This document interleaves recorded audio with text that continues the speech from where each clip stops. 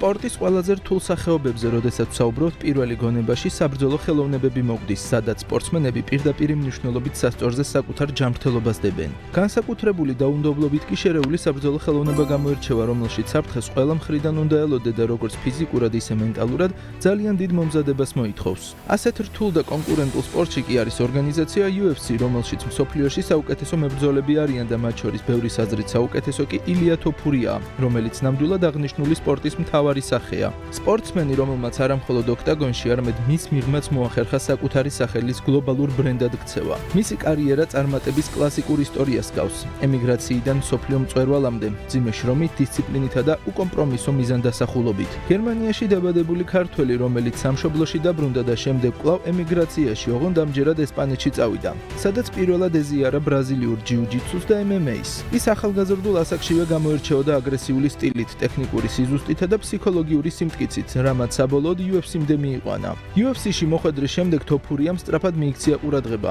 ის ბრძოლის წინა პრესკონფერენციებზე წინასწარ აანონსებდა თუ რა სტილში და როგორ დაამარცხებდა თავის მეტოქეებს და შემდეგ ამ ყველაფერს უშუალოდ საქმეში აჩვენებდა. მისი ბრძოლები ხასიათდებოდა დომინანტური კონტროლით, სწრაფი დასრულებებითა და თავდაჯერებული გამოსვლებით. ამის გამო კი გულშემატკივართა დიდი ნაწილი მას ქედმაღლობასა და ამპარტავნობაში ადანაშაულებდა, თუმცა ამას რეალობასთან არანაირი საქმე არ აქვს. ილია თოფურიას უკან დაუღალავი შრომა დგას, რაც მას აძლევს იმის თავდაჯერებას, რომ ყველა მებრძოლზე უკეთესია და ამას შედეგებიც ადასტურებს.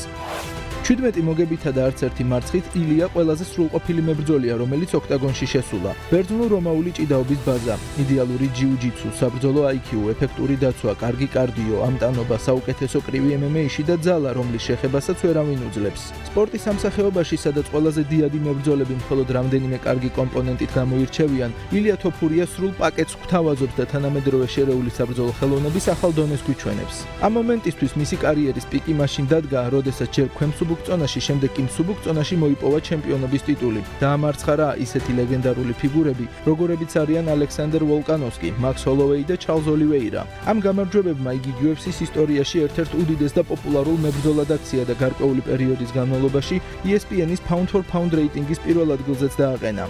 სპორტულ წარმატებასთან ერთად მნიშვნელოვნად გაიზარდა ილია თოფურიას ფინანსური მდგომარეობაც. მისი შემოსავლები შედგება რამდენიმე ძირითადი წყაროსგან: საბრძოლო ჰონორარები, გამარჯვების ბონუსები, სპონსორული კონტრაქტები და პერსონალური ბრენდთან დაკავშირებული პროექტები. 2025 წელს Give Sports-ის მიერ გამოქვეყნებული სიის მიხედვით თოფურიამ UFC-ში გასულ წელს ჩატარებული ერთი ბრძოლით ყველაზე მაღალ შემოსავლიან მებრძოლებს შორის მოექცა და დაახლოებით $3.5 მილიონი გამოიმუშავა. მებრძოლის კარიერის გარდა თოფურია ახლა უკვე ერთ-ერთი თანამფლობელია Way of Warrior FC-ს, ესპანეთის ერთ-ერთი წამყვანი პროფესიონალური MMA პრომოუშენის. მადრიდში დაფუძნებულმა Way of Warrior FC-მ უკვე ათეულობით ღონისძიება ჩაატარა და თავი დაიმკვიდრა როგორც ერთ-ერთი ყველაზე მნიშვნელოვანი, თუ არა ყველაზე მნიშვნელოვანი MMA პრომოუშენი ესპანეთში. ორგანიზაციის ტურნირები გადაიცემა Movistar Plus-ზე და UFC Fight Pass-ზე.